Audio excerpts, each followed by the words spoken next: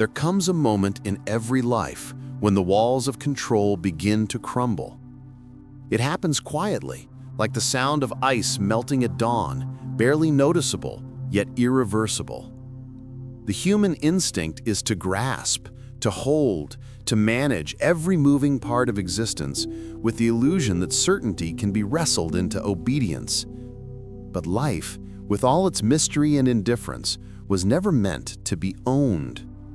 The harder one tries to possess it, the more it slips through trembling fingers. True peace, as countless souls have discovered, begins not in mastery, but in surrender, an act not of defeat, but of profound trust in the rhythm of things. From birth, people are taught to cling. Children hold tightly to their parents' hands, then to their toys, later to ambitions, to partners, to identities, to the fragile story of who they think they are. Society rewards control.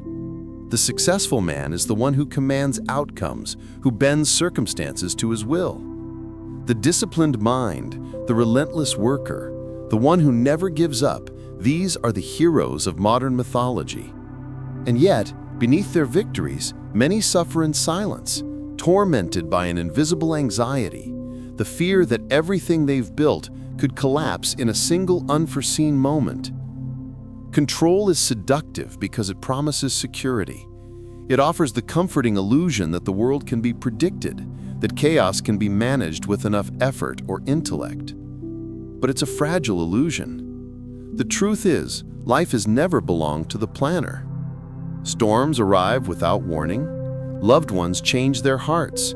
The body ages. Opportunities vanish. All the while, the human mind continues to fight, screaming into the wind, "I can fix this!" even as the tide washes away every sandcastle of certainty. Letting go is an art, precisely because it defies instinct. It asks for faith where control demands force. It invites stillness where anxiety begs for action. To let go is to realize that peace is not achieved through domination, but through alignment. It is to understand that what unfolds, whether pleasant or painful, is not an enemy to resist, but a teacher to learn from.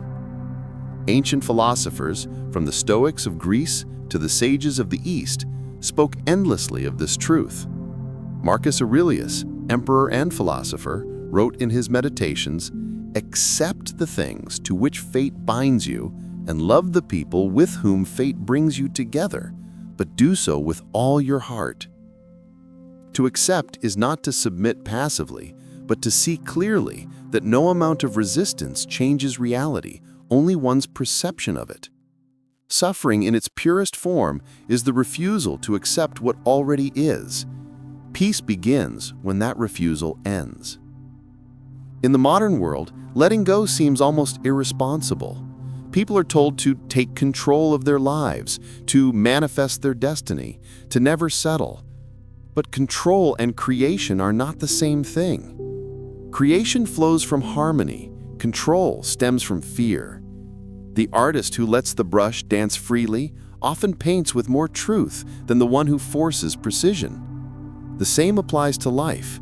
The more one insists on forcing it into shape, the less authentic and more brittle it becomes. The universe has its own tempo, and peace arises when one moves in time with it, not against it. Consider loss, the ultimate test of letting go. A person spends years building a life, collecting possessions, nurturing relationships, investing love and hope into fragile structures. And then, through accident or time or betrayal, those structures dissolve. The heart fractures. Grief arrives, demanding its due. In those moments, people discover the futility of control. No amount of planning can prevent the impermanence of things. But within that grief, a quiet wisdom waits. The one who allows themselves to feel fully, to hurt, to mourn, to release, finds that the pain eventually softens. It doesn't disappear through resistance, it transforms through acceptance. Letting go, then, is not a single act, but a way of living. It is the daily practice of loosening the grip on what cannot be kept. The mind loves to replay, to revisit the past, to reimagine conversations and rewrite regrets. But memory is not a prison unless one refuses to leave it. Every day is an invitation to start anew, to forgive the past for not being different, to forgive oneself for not knowing better, and to forgive life for being beautifully unpredictable. Control is the language of the ego. Surrender is the language of the soul. The ego says, "I must make this work." The soul whispers, "Let it unfold." The ego fears uncertainty. The soul recognizes it as the canvas on which possibility is painted. To live fully is to exist between those two voices, listening to the guidance of reason while trusting the quiet wisdom of life's unfolding. In relationships, the struggle for control is often disguised as love. People try to mold others into their expectations, forgetting that genuine connection arises only from freedom. Love cannot breathe under the weight of possession. It flourishes only where both souls are allowed to be as they are. The greatest act of love, therefore, is the willingness to let another person be fully themselves, even if that means they eventually walk away. To let go of control in love is not to stop caring, it is to care without conditions. Many fear that letting go means losing everything, but the paradox is that in releasing, one gains more than they ever held. When a person no longer clings to the illusion of control, they become open to change, to growth, to the infinite expressions of life that were once invisible behind the walls of fear. The rigid branch snaps in the storm, but the flexible reed bends and arises again. Strength, it turns out, is not resistance, it is adaptability. There is a quiet freedom in realizing that life owes no guarantees. Every sunrise is a gift, not a promise. Every relationship, every opportunity, every breath, temporary.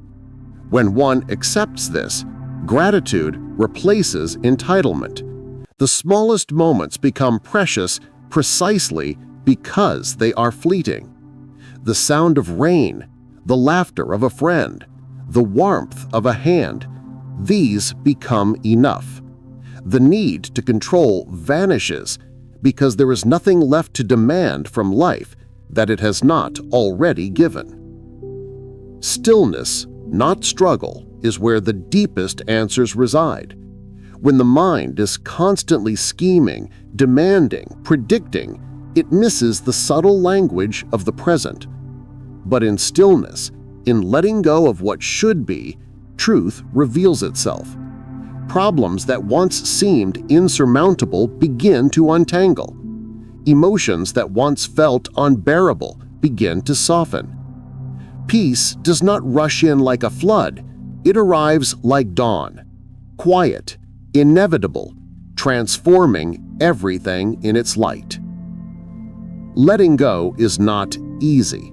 It requires courage, the courage to face uncertainty, to admit vulnerability, to surrender the fantasy of control without knowing what will take its place. It asks for patience, for trust in forces unseen. But once one has experienced the serenity that comes from release, they never wish to return to the old ways of grasping and fighting. Life becomes lighter, not because the world is changed, but because the heart no longer wages war with it. One must learn to let go not only of what hurts, but also of what once helped. Even beautiful things, when clung to, become cages.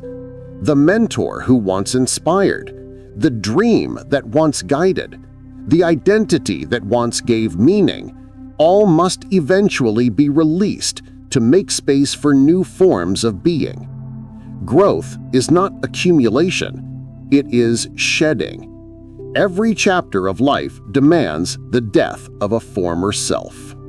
This truth becomes evident in aging. Youth believes in control, the power to shape destiny, to bend time. Age knows better. Age teaches that peace lies in flow, not fight. The body changes, the world evolves, and what once mattered begins to dissolve into insignificance. In that surrender, wisdom emerges. Those who accept impermanence are not bitter about loss. They are tender toward life. They see each moment as sacred because they know how easily it disappears. And perhaps that is the essence of letting go, not a single act of release, but a lifelong practice of tenderness toward the fleeting nature of all things. It is learning to say, "This too belongs," even when it hurts. It is the understanding that peace is not found after the storm, but within it. To stand in the chaos of existence and still breathe calmly, that is mastery. Control is built on fear of death, the fear that when we lose something, we lose ourselves. But letting go reveals that nothing truly essential can be lost. The love we give, the compassion we show, the lessons we learn, these endure beyond every ending. When one stops clinging, they discover that life continues to give endlessly, that endings are often disguised beginnings. The art of letting go is therefore the art of living fully. It is saying yes to uncertainty, yes to change, yes to the mystery that refuses to be solved. It is understanding that peace is not the absence of movement, but the acceptance of motion. Everything flows. The river does not control its course, it becomes its course. So too must we. In a world obsessed with achievement and control, surrender feels radical. But it is the most natural state of all. Birds do not strive to fly, they simply open their wings. Flowers do not struggle to bloom, they unfold when the season arrives. Humanity, too, was meant to live in rhythm, not resistance. And when one remembers this, they rediscover what it means to be truly alive, not in constant conquest, but in constant communion with life as it is. Peace begins where control ends. It begins when one looks at the uncontrollable world and says, with quiet conviction, "I trust." Trust that the path, however winding, leads somewhere meaningful. Trust that what falls away is making room for what is meant to be. Trust that even in letting go, one is held by life, by time, by the same mysterious force that turns seeds into forests and chaos into order. To let go is not to lose, it is to return to the natural ease of being, to the simplicity of trust, to the gentle truth that nothing real can ever be taken away. And once a person learns this, they no longer live in fear of what might end, but in gratitude for all that ever began.